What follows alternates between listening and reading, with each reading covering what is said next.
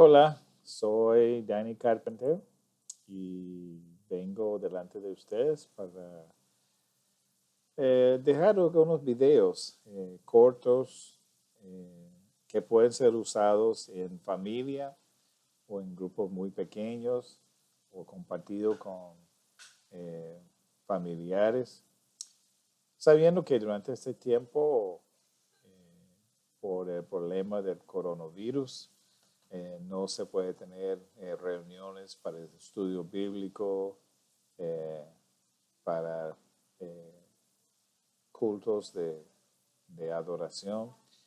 Entonces quería ofrecer a la comunidad esos videos con un estudio corto para que pueden ser usados, utilizados por los hermanos en casa y con la familia y compartido con otros. Lo que he escogido hacer es estudiar el libro de Primero de Juan y vamos a tomarlo párrafo por párrafo, explicando un poquito de lo que Juan está hablando en su contexto y después al final dejar algunas preguntas que pueden ser utilizados en un tiempo en familia para contestar y también quizá unas preguntas al final que son muy personales para nosotros, que nosotros podemos eh, reflexionar en nuestra propia vida y cómo se aplica a nosotros.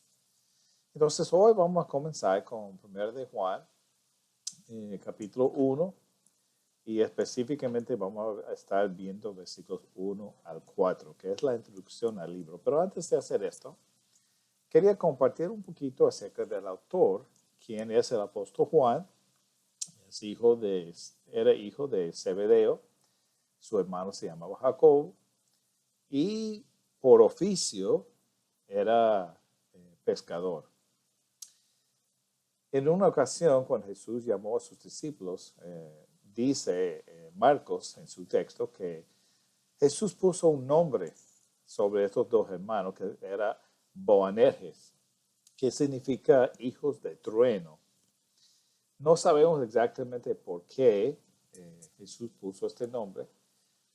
Quizás Marcos lo menciona en este lugar, pero puede haber sido por algo que pasó un poquito más adelante durante el ministerio de Jesús, cuando sus apóstoles estaban con él. En una ocasión que Lucas relata en capítulo 9 de su evangelio, Jesús y los apóstoles querían pasar por Samaria y había un pueblo por el cual ellos querían pasar, pero el pueblo decidió no permitirles pasar por su ciudad.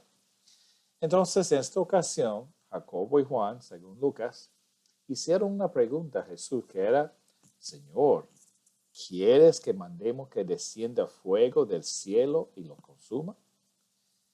Quizá por esta actitud impetuosa, esta actitud de querer hacer una acción de destruir a este pueblo samaritano, Jesús les dio el nombre a estos dos hermanos de Boanerges, hijos del trueno. Pero hay algo que sí sabemos. Dios hizo un cambio muy radical en la vida de Juan, y como todos los apóstoles, todos cambiaron.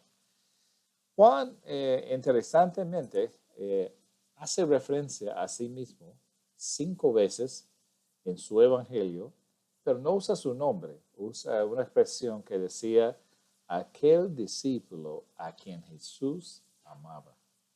Entonces, Juan mismo allí con esta expresión habla de un cambio muy drástico en su vida. Él también se menciona en el libro de Hechos junto con Pedro en varias ocasiones, en el principio del ministerio de la iglesia en Jerusalén y en la expansión del Evangelio.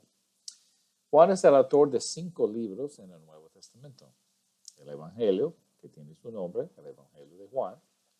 Las 3 cartas, 1 de Juan, 2 de Juan y 3 de Juan. y también es el autor de Apocalipsis. Bueno, es quien recibió la revelación de Dios y lo escribió. Ahora, cuando vamos a comenzar ahora en el libro, quiero usar una ilustración. ¿Cuántos de ustedes han tenido la oportunidad de conocer a alguien famoso, pero realmente conocerlo? Es decir, no solamente verlo en persona, verlo desde lejos, pero de conocerlo, de tener varias conversaciones con la persona, de darle la mano, de abrazarlo.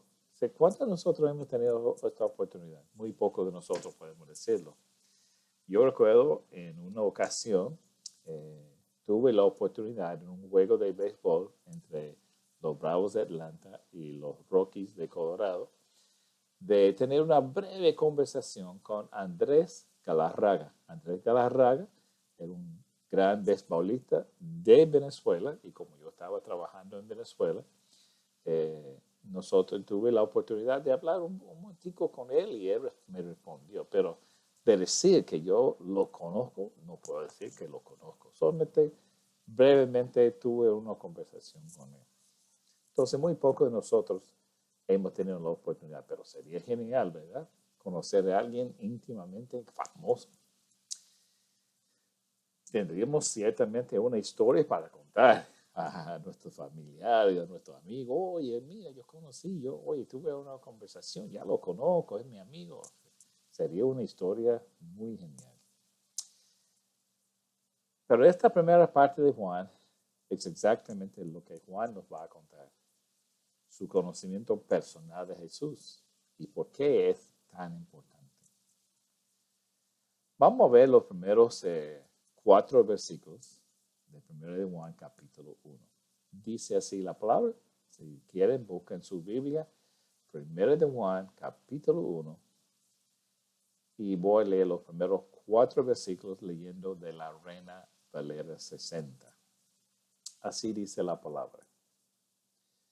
Lo que era desde el principio, lo que hemos oído, lo que hemos visto con nuestros ojos, lo que hemos contemplado y palparon nuestras manos tocando al verbo de vida, porque la vida fue manifestada y la hemos visto y testificamos y os anunciamos la vida eterna, la cual estaba con el Padre y se nos manifestó. Lo que hemos visto y oído, esto os anunciamos, para que también vosotros tengáis comunión con nosotros. Y nuestra comunión verdaderamente es con el Padre y con su Hijo Jesucristo. Estas cosas os escribimos para que vuestro gozo sea cumplido. Es interesante saber que estos 4 versículos que comienza el libro es una sola oración en el original. Es decir, no hay punto y seguido hasta la última palabra, la palabra cumplido, para que vuestro gozo sea cumplido. Entonces, es una oración completa. Entonces, para entenderlo, tenemos que buscar y saber cuál es el verbo principal. Y el verbo principal lo encontramos en el versículo 3, cuando él dice, lo que hemos visto y oído, eso os anunciamos. Entonces, eso os anunciamos, es el verbo principal. Entonces, toda la primera parte habla de lo que él y los otros apóstoles, dice nosotros, probablemente hablando de los otros apóstoles junto con él, que anunciaban algo acerca de Jesús. Y verdaderamente sabemos que está hablando de Jesús. Dice lo que era desde el principio, lo que hemos oído, lo que hemos visto con nuestros ojos, lo que hemos contemplado y palparon. Allí él habla de que él estuvo, pero dice tocando al verbo de vida. Esto nos hace recordar lo que él escribió en Juan 1:1, cuando él dijo que en el principio era el verbo y el verbo era con Dios y el verbo era Dios. Allí está haciendo una referencia a Jesús. Entonces, cuando él en esta primera parte habla de haber oído, visto, contemplado y hasta tocado con sus manos a Jesús, está diciendo, yo soy un testigo de primera mano. Yo soy un testigo ocular.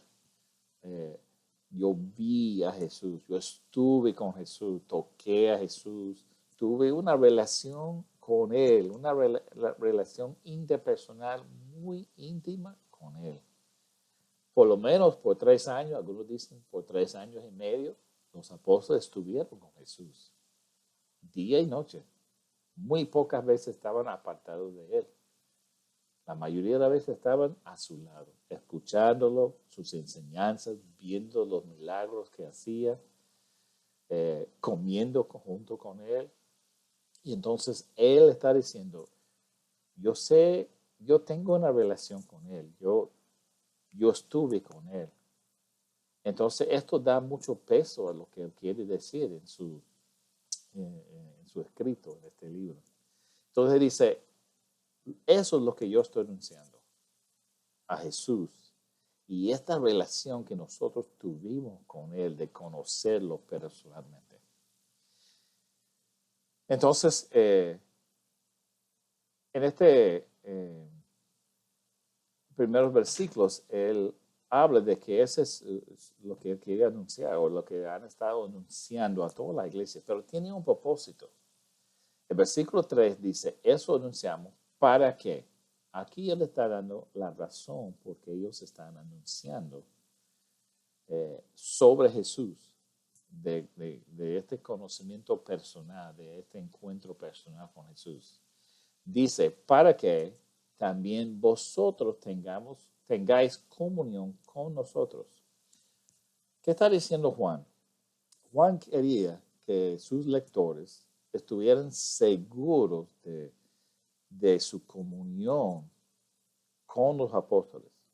Ahora, interesante que en versículo 3 también él dice al final, nuestra comunión verdaderamente es con el Padre y con su Hijo Jesucristo. Él dice, hay un triángulo que si podemos conocerlo y reconocerlo, donde si queremos colocar a Dios, el Padre, o Dios, Padre, Hijo, Espíritu Santo, aquí arriba, y después los apóstoles en una esquina y otro creyente en otra esquina. Entonces lo que Juan está diciendo es que como nosotros tenemos una relación con Dios, queremos estar seguros que ustedes también tengan una relación con nosotros. ¿Por qué?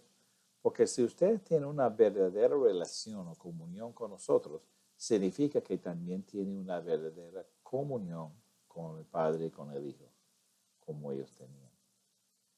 Entonces, podemos quizás decir que lo que Juan está diciendo en estos primeros versículos, que su propósito es que los creyentes tuvieron una verdadera comunión con Dios y con otros creyentes.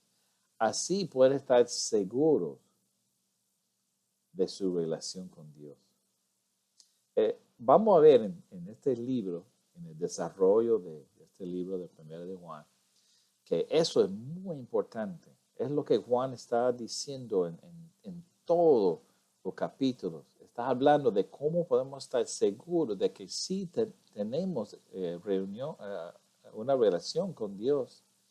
Y esto se demuestra en una relación con otros, en cómo nos relacionamos con otros creyentes especialmente. Entonces, esta primera parte nos da la idea de por qué Juan escribió este libro. Él quería, su enfoque está en demostrar a los creyentes que pueden estar seguros de su relación con Dios y por extensión su relación con otros creyentes, su relación interpersonal íntima con otros creyentes. Y en versículo 4, Juan dice, si eso es verdad, entonces nosotros vamos a estar muy gozosos. Nosotros vamos a tener el gozo completo. Saber que los creyentes están seguros de su relación con Dios y que tengan relación íntima, personal con otros creyentes, iba a dar mucho gozo. No solamente a Juan, sino a los apóstoles y todos los líderes que estaban anunciando el Evangelio a los que no conocían a Jesús.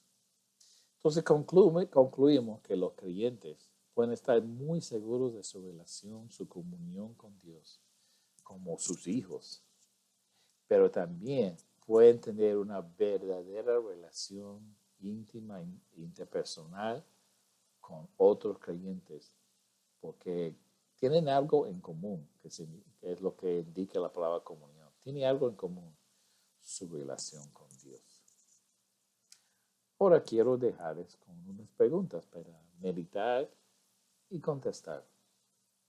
Primero, ¿qué significa tener comunión con Dios el Padre y Dios el Hijo? ¿En cuáles maneras se manifiesta esta relación? ¿Cómo se sabe que exista esta relación, esta comunión con Dios? 2. ¿En qué sentido tener comunión con Dios nos lleva a tener comunión con otros creyentes? Es decir, si es verdad que tenemos relación con Dios, ¿cómo eso indica o nos lleva a tener comunión con otros creyentes? La tercera pregunta realmente contiene 3, pero son preguntas muy personales.